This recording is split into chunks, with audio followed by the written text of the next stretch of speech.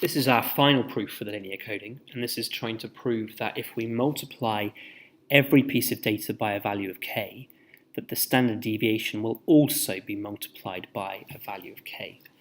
So let's see what we're trying to prove.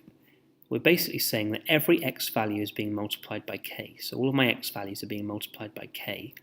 And we know that if every x value was multiplied by k, then the mean would also need to be multiplied by k. We proved that on video 2.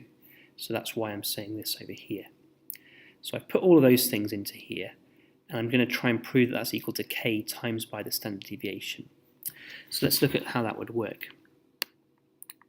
Well, if x and x bar are both being multiplied by k, I could factor out the k. I'm still within my square brackets, but I can factor out the k. And that basically means that I'm doing k squared multiplied by x minus x bar squared. And because k is just a constant, any constants we would be able to take outside of the summation. So I'm able to then say, well, I've got a k squared that's being multiplied to the x minus x bar squared, so I'll take that k squared to the outside. And then another rule of surds is that I can, if I've got two things being multiplied that I'm square rooting, I can square root each of them individually. So I could square root this bit, and I could square root this bit.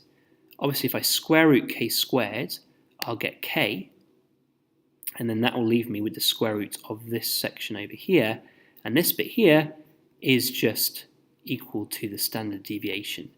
So I've proven that that must then be equal to k multiplied by standard deviation, QED.